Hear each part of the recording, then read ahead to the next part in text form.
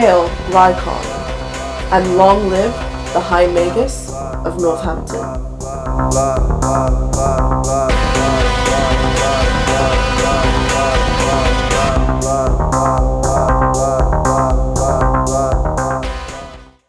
Welcome, initiates.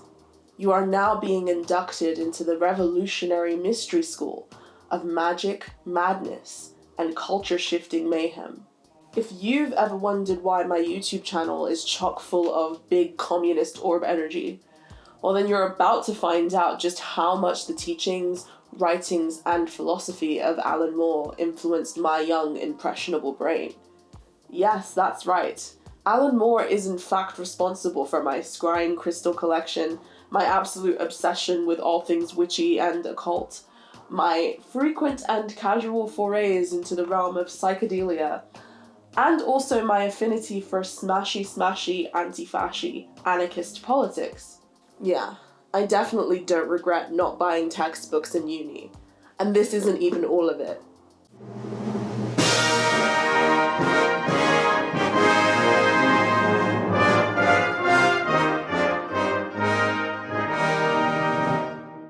It all began in the dreary and unremarkable boroughs of Northampton, England. The oldest, but also the poorest area of the region, and an ex-drafting area for rural families during the Industrial Revolution. Dilapidated factories and dark satanic mills stood as monuments to the economic neglect that many parts of the industrial North faced during this time. Alan Moore's early life developed in this monochrome landscape of extreme poverty and class deprivation. Moore was born in 1953 to a working-class family in an area of England where illiteracy was a common affliction and the infant mortality rates were high. His prospects were limited from birth by the rigid post-war class structure. The backdrop of Northampton gave little to the imagination of young Alan, so he turned to fiction and mythology for solace. Stories of gods and monsters, classical mythology, and eventually comic sagas were young Alan's way of transcending the boredom and monotony. Young Alan was especially drawn to the newly popular American superhero comics that featured larger-than-life characters like Superman. Engaging with stories and mythology, both old and new, opened up new vistas of imagination and helped challenge the limitations of his environment. These stories would eventually reveal the key to unlocking a brighter future. Comics were a staple of working-class existence during Alan's early childhood, specifically British comics. These stories mainly featured working-class children in working-class environments and were indistinguishable from the world he was growing up in. When young Alan discovered American comics, the color and exotic environments absolutely blew him away. He was thrilled by the idea that he would no longer need to read the same myths over and over again, because each month he could devour a new issue of an ever-expanding mythos and subculture. Around the age of 12, young Alan developed a curiosity for the comic book industry and started to research some of the writers of his favorite titles. It was also at this time that he was accepted into a grammar school. Now, for those of you who are not familiar with the cruel and arcane British school system, for centuries it has functioned as the establishment's primary tool for enforcing class structure and hierarchy in society. So, we have state schools, grammar schools, and private schools. State schools are publicly funded institutions with underpaid staff, poor facilities, and threadbare state curriculums. However, grammar schools are publicly funded institutions that matriculate students who score highly on certain exams. Grammar schools usually have more curriculum flexibility and are usually better funded than state schools, but the requirements for entry are all but tailor-made to shut out poor kids and working class kids. Alan was a naturally bright and curious child, and was top of his class in his state primary school. But being accepted into grammar school was one of his very first visceral experiences with class inferiority. He soon realized that the largely middle-class student population had been privileged to a better education than he had been given, and this took a toll on his self-esteem. Young Alan showed promise in the humanities, but excelled in subjects that were not accepted or rewarded by bourgeoisie schools, whose aim was to prepare students to become part of the managerial class. It didn't take long for our boy wizard to decline academically and eventually get expelled from his grammar school. You see, the world of academia has always been incredibly hostile towards the idea of working-class scholarship, and this was a lesson that Alan had to face very, very early on. After his expulsion and eventual blackballing by his grammar school headmaster for doing naughty things like selling acid tabs to other students, a man after my own heart, Alan unfortunately was unable to find work and ended up doing a series of minimum wage hard labor jobs. Alan's early experience of class conflict, academic snobbery, and back-breaking exploitation culminated in the development of his signature anti-authoritarian sensibilities, which would eventually lead him to the politics of the broader left. Anarchism and communism became his political outlook. Moore's early experiences with comic books and mythology inspired both a deep reverence for the transformative and culture-shifting power of art and his interest in the occult and esoteric traditions of ceremonial magic. Alan Moore eventually found his trajectory and the confidence to quit his day job and pursue a career in writing. In order to do this, he very quickly realized that he would need to put aside his fear of failure, which is something that I can relate to as a creative person. Unfortunately, it would very quickly become apparent that he would also need to put aside his desire for success, which I can also relate to as a creative person. Here in Blighty, our wealthy people don't spout the same work hard and you can make it ethos as our American cousins. Posh people in the UK have always expected the working class to know their place and be content. What's that? Peasants? Dreaming? How dare you attempt to look beyond your station? Not only did his educational and class background act as a disqualifying factor in the literary world, but the lack of regard for working class scholarship also closed any doors into academia. His early career in writing started with short features for magazines and newspapers that were largely based on transforming culture by openly critiquing the class antagonisms that society tries to hide.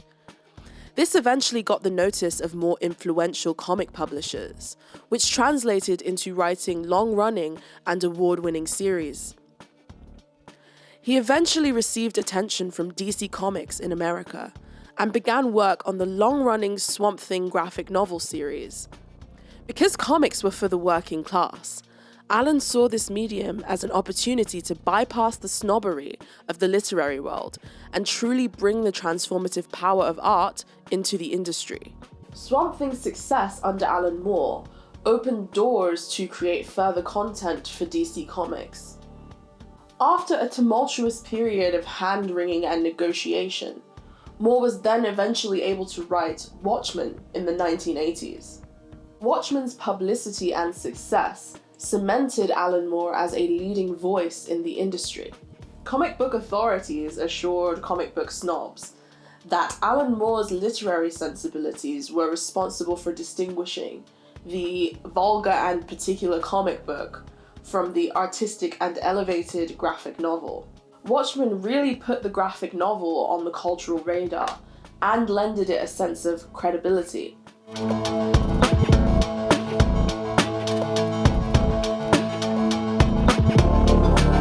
Alan Moore's comics career blossomed in the early 80s against the backdrop of a very politically turbulent period.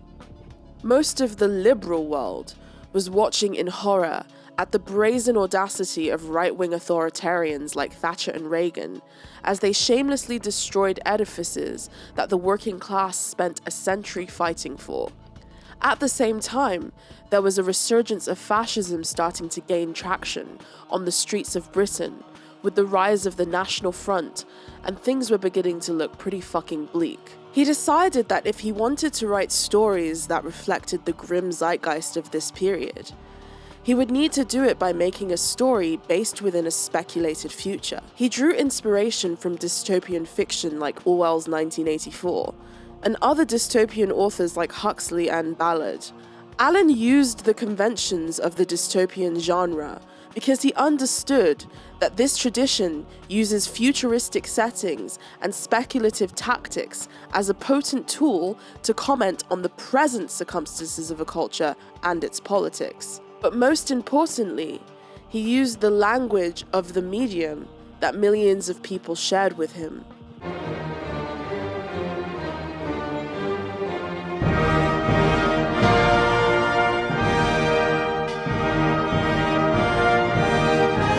V for Vendetta takes place in what at the time was a futuristic Britain that has been overtaken by a coalition of fascist groups called Nightosphere. It follows the journey of V, an anarchist revolutionary who evokes the imagery of Guy Fawkes as an icon of rebellion. V, along with his young protege Evie, embark on an elaborate revolutionary rampage to raise anarchic consciousness and free Britain from the iron grip of the fascist overlords. Although the story of V was supposed to reflect the 1980s zeitgeist, it has an almost prescient resonance for the politics of our current political era. Eco-fascism in the face of coronavirus intensifies. Alan Moore decided to use the surveillance camera as a symbol of authoritarianism in the story, to depict the ever-encroaching eye of authority in public life. Not too long after, in the 1990s, Britain became one of the world's most prolific surveillance states, through the introduction of CCTV in almost every aspect of life. This trend of surveillance only continued into the 21st century as neoliberal capitalist states began taking an authoritarian turn post 9/11, to include the ongoing mass surveillance carried out by the NSA and MI5, as revealed by Manning, Snowden, and others. Mass surveillance has now become an ingrained norm in neoliberal authoritarian states, even though Alan Moore intended this trope as the cartoonish feature for the reader to unerringly distinguish the regime he was trying to depict as fascist. Grave economic inequality, ecological catastrophe, and the endorsement of racism and xenophobia by the establishment laid the ground for the rise of the Nightosphere fascist state in the graphic novels. The speculative quality of the story followed the political and sociological trends of the time period, and not only acted as an accurate depiction of rising authoritarianism in the 1980s, but also acted as a map for the dystopian future that would rise in our current political atmosphere. "Make Britain great again" is a saying used by the fascist party in the graphic novel, and I find it no coincidence at all that by following the trends of nationalist rhetoric, Alan Moore was able to anticipate and warn about the resurgence of far-right nationalism in the 21st century, with figures like Donald Trump and his appropriation of the Reagan-era "Make America Great Again" slogan. Alan Moore's foray into exploring political philosophy left an incredible mark on the collective unconscious. This simple story about fighting back has seen V's iconic Guy Fawkes mask become a symbol of anti-authoritarian resistance in almost every single major political upheaval in the 21st century.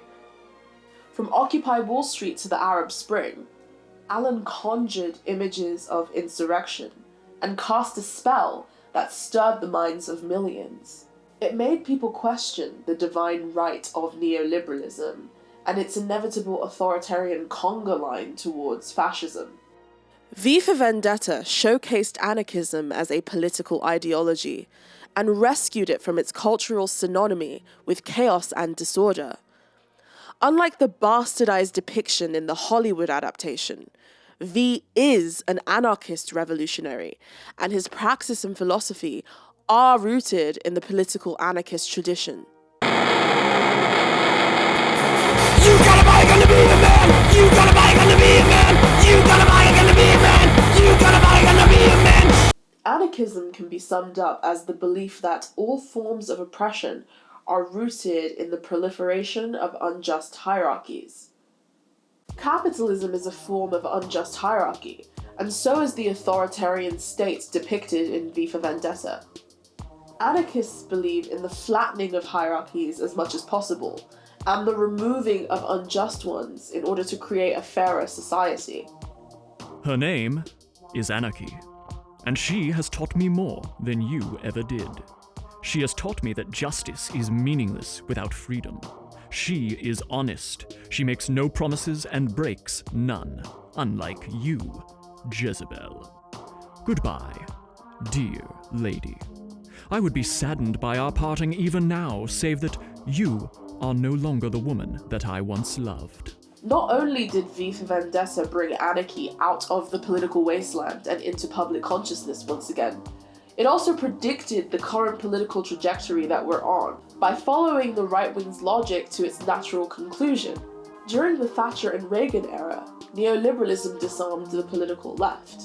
It destroyed trade unions and grassroots movements and created a culture of extreme capitalist excess, the result of which we see devastating our culture in the present. It would be utterly remiss if I didn't admit that my journey to the broader left didn't occur through reading Marx and Kropotkin. It emerged from my engagement with the work of those who I would call the cultural torchbearers of the left. Not only did V for Vendetta warn me about the world that was to come, one that I would eventually have to inhabit, it also armed me with the tool that I needed to fight against it: anarchy.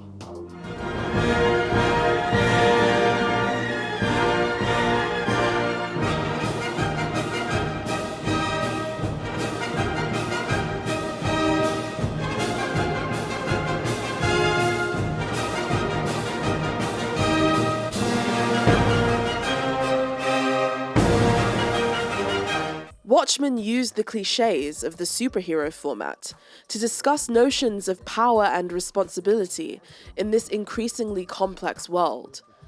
The characters in the story were representations of different political philosophies and embodied the ideals of mankind. Alan Moore used a disjointed and non-linear sort of storytelling to reflect the zeitgeist of hypercomplexity and the resulting confusion in the atmosphere. The world presented in the graphic novel did not follow the logic of linear cause and effect, but introduced complexity by creating a simultaneous event with connections made of coincidence and synchronicity. This worldview resonated with audiences who were beginning to understand that their previous view of the world held no weight in this shadowy new order. Watchmen acted as a precursor to the 21st century. By exploring the deleterious effects of power struggles between nations and political ideologies, information overload, and the death of the modernist meta-narratives. We can also use it as a base. As you can see, I'm a massive fan of Alan Moore. But no, this video is not just an excuse for me to nerd out, I promise.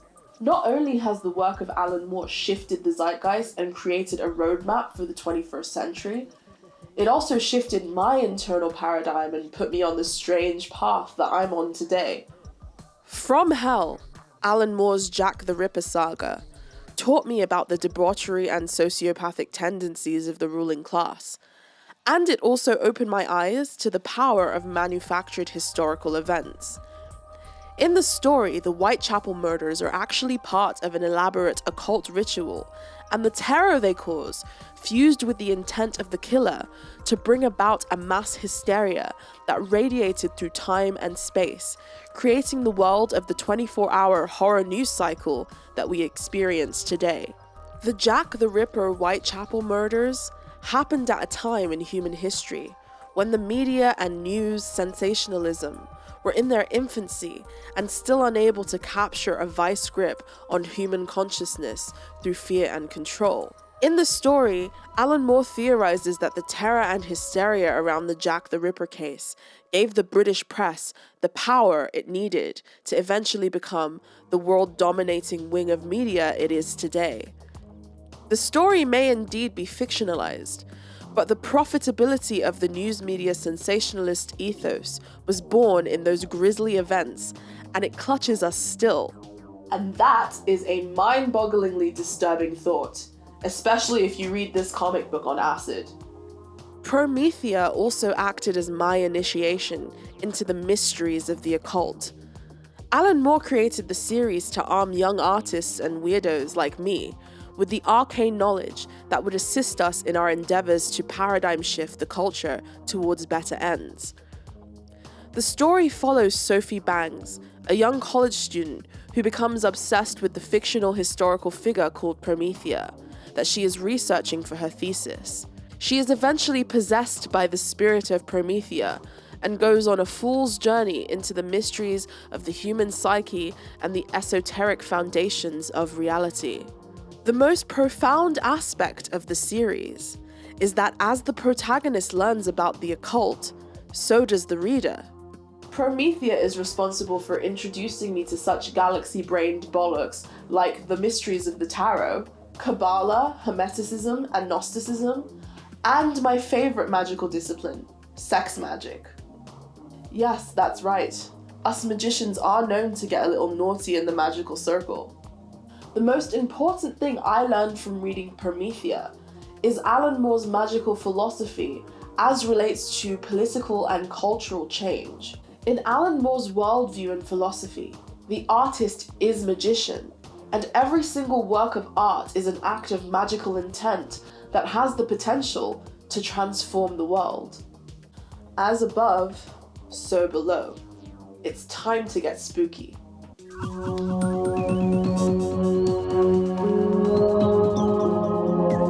Instead of just having a regular old midlife crisis, Alan Moore decided when he turned 40 to announce to the world that he's a magician.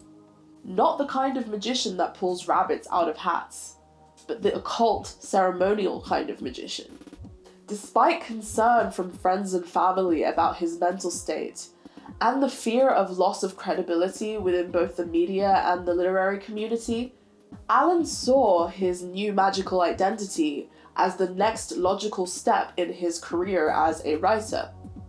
Side note, I relate hard to Alan Moore's apprehensiveness about announcing his spooky woo-woo uncle ways to the rest of the world. I also made the same mistake of letting the YouTubes in on my spirituality. And to this day, it is levied against me by every single dipshit that wants to try and challenge my credibility. Angie Speaks believes in magic. Ugh. Lennon warned me that wizards are class traitors. Don't you know that all that esoteric stuff is for fascists and cranks? Well, fuck you. I do believe in magic, and I'm not a fascist. Well, maybe I'm a little bit of a crank, but who isn't these days? Magic really isn't about casting Harry Potter spells and belief in superstition. As Alan puts it, magic is a purposeful engagement with the phenomena and possibilities of consciousness. Alan Moore's magical philosophy is rooted in the esoteric tradition of Hermeticism. Hermeticism can be described as an interconnected set of beliefs and practices that help the practitioner achieve apotheosis, meaning divinity or closeness to the divine.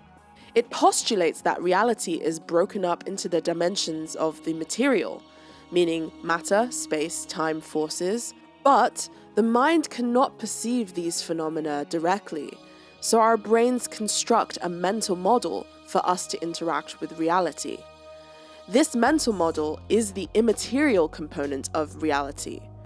For example, the idea of a computer existed inside someone's mind, the immaterial, before it was given form in the material and became the thing you are now using to watch this video on.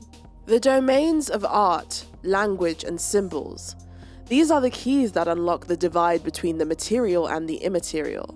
And that's all magic really is. The magician or adept is a person who is able to engage with and manipulate their own consciousness using these methods to achieve self-actualization and also engage with and affect the consciousness of others in a way that moves their consciousness into the immaterial divide. Alan Moore uses story as a form of spellcraft, and every work he has created acts as a grimoire for the reader. Not only can these occult principles translate into the realm of self-realization, they can also cause profound cultural shifts if the creator views their work as a magical act and invests the work with intent and the correct correspondences.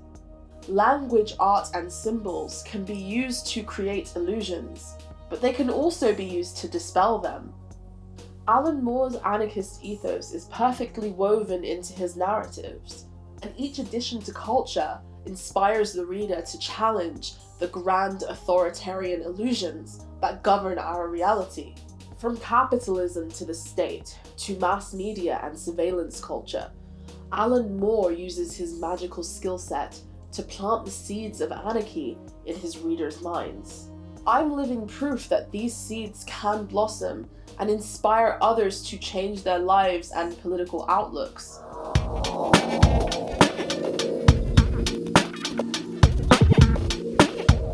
One of the most popular Hermetic edicts is the saying, "as above, so below." This Hermetic principle is the universal law that the microcosm mirrors the macrocosm. In layman's terms, this means that all that occurs in human consciousness is a reflection of the universe, and vice versa. The personal and the political, individual consciousness versus the consciousness of groups or the collective unconscious, the self and the universe, dialectical. Understanding the microcosm reveals the key to understanding the macrocosm, and vice versa. Alan Moore's stories act as an artifice microcosm of our world, sort of like how the ritual circle represents the universe in microcosm, and the acts performed within it affect the macrocosm. By exploring this microcosm, he was able to gain understanding, predict trends, and have an impact upon the macrocosm, meaning the culture in its totality, all through the use of language, art, and symbols. This form of magic is about reaching into the immaterial, or the realm of forms and ideas, and becoming a vessel for whatever it wants to express. Entering the realm of the immaterial can be done through shifting one's consciousness. This can be achieved through the ego death of flow state, excitatory and inhibitory states, psychedelic drugs, and even meditative experiences. It's all about getting the conscious mind out of the way and allowing the unconscious to speak. Engaging with the creative process from the mindset of the magician is all about exploring the possibilities of consciousness, tapping into the immaterial domain, creating a microcosm, and using the power of will and intent to have an effect on reality. In a world driven by profit that makes artists and creative people feel as if their work is superfluous unless it prints money or gains success in the attention economy, donning the mindset of the magician re-empowers artists and rescues the process of creation from the traps of profit and spectacle, and brings art back into the ethos of creating reflections of the macrocosm that heal, inspire, and create paradigm shifts for humanity. Alan Moore urges artists of the 21st century to take this responsibility seriously. The disempowerment of creativity by capitalism and profit-driven creative industries are robbing creative people of our power to change reality. And it's up to us to take this power back. Another important Hermetic principle is the theory of solve et coagula. Solve is the process of breaking a concept down into its components, and coagula is the reconstruction of said components into a new form. Alan Moore uses this alchemical principle to describe the postmodern deconstruction of meta-narratives during the 20th century, and how the deconstruction left human consciousness rudderless and without bearing. Alan Moore argues that solve is a necessary component for ridding a culture of ideas that become rigid and oppressive. However, if we do not practice solve in order to construct new maps of meaning, we're left bereft, and the ugly process of cultural erosion begins to take place.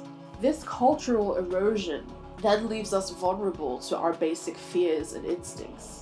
Moore argues that the death of meaning in the 20th century killed our ability to imagine new possibilities for humanity. This gave birth to a profound cultural cynicism that eventually gave rise to neoliberalism and the rise of authoritarianism and despair. Cultural theorist Mark Fisher discusses this concept in the book Capitalist Realism. It is the job of the magician or artist of the 21st century to practice solve and reorganize the deconstructed parts of culture into new and more relevant forms if we want to have a future worth living in. It is imperative that we create new maps of meaning for humanity and resuscitate our dying cultural landscape. As neoliberal capitalism attempts to create a tepid monoculture, it is the job of the artist and magician to revolt against this order by being bold enough to take art seriously and use it for its intended purpose. We as creative people are coerced into making absolutely soulless content for mass consumption by the profit motive. But we must reject this ethos by having a clearer understanding of who we are, what we can do, and how our powers can change reality when wielded with intent.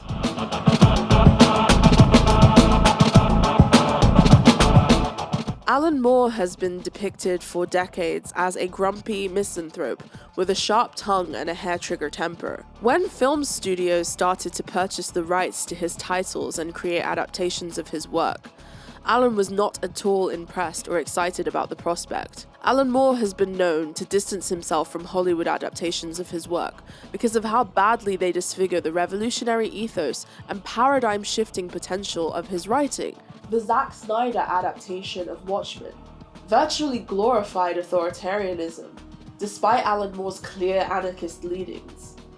The Wachowski V for Vendetta abandoned V's anarchist ethos and transformed him into a vaguely liberal activist fighting against a Bush-era caricature.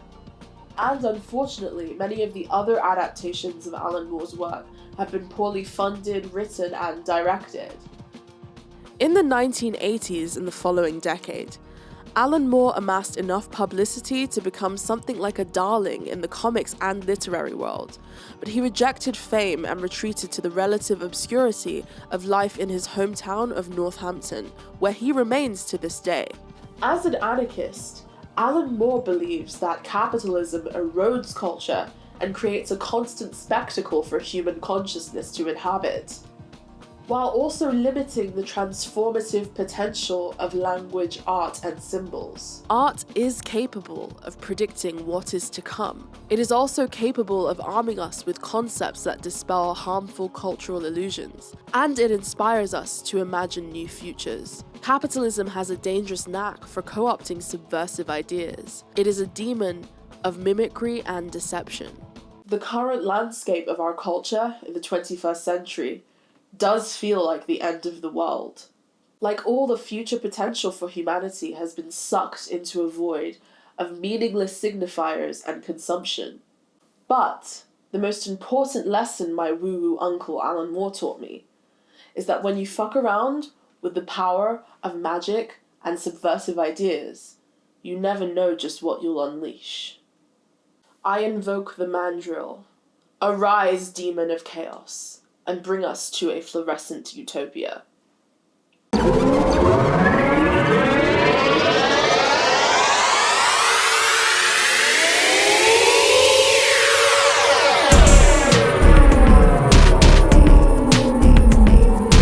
times of national demise, speaking historically, the mulch of crumpled dream and culture is a laboratory that breeds outrageous saviours and monsters without warning.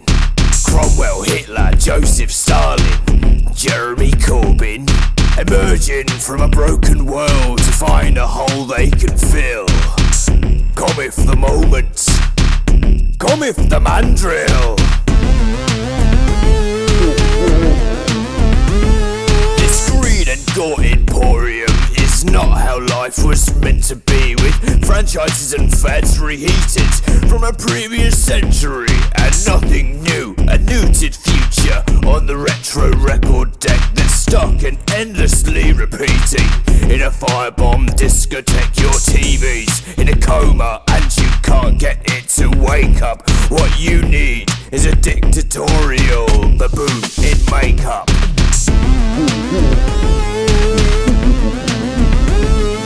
Overstated, aggravated, and horrifically mutated. Here to see that you're berated. What's the last thing you created? All those logos on your raiment, brand name badges of enslavement, tripped passive entertainment. Was this your intended statement? When you have nowhere left to stand, you'll have to take one. If there's no culture in the land, then you must make one. Psychopathic, charismatic, I could go on but don't need to. As a higher primate, it's my long-awaited fate to lead you. You have no choice but me, so please do not suggest so. Hear now the poetry of my mandrillifisto.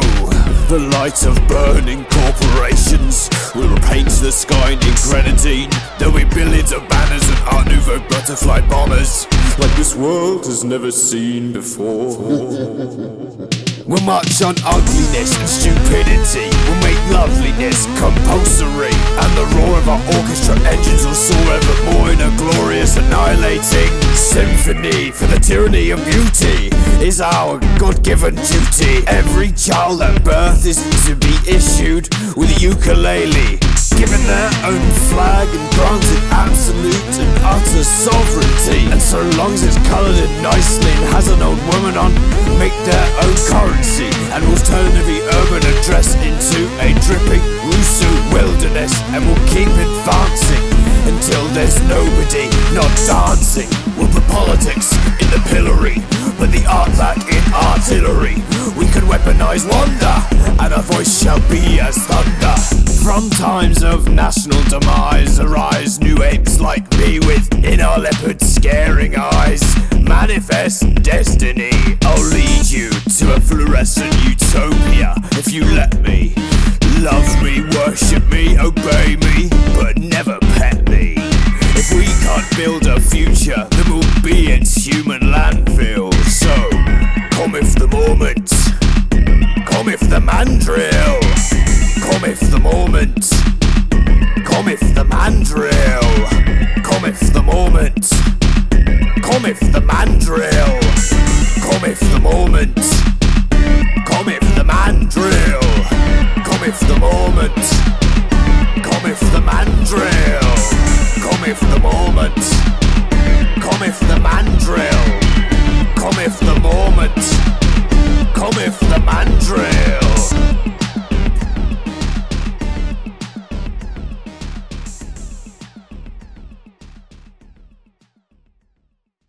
Thank you guys so much for watching and supporting Angie Speaks. I'd first of all like to thank my patrons. All the support is really appreciated, and without you guys none of this would be possible. So if you would like to become a Patreon and help support the Angieverse, get more subversive, witchy, political content out into the world, then all the support is much appreciated. These videos are really hard to make, so every single pledge counts. There's also some good news. There's another way to support the channel if you so wish. Now I have a line of tarot-themed merch. I've been collaborating with a very talented artist called May, Instagram May_drawings, and we have come up with some killer designs of Angie Speaks as the 4 queens from the tarot in a range of different top designs. There's a link to the merch store down below if you would like to check out some of the really cool things that we've put together. Thank you so much for watching, and much love.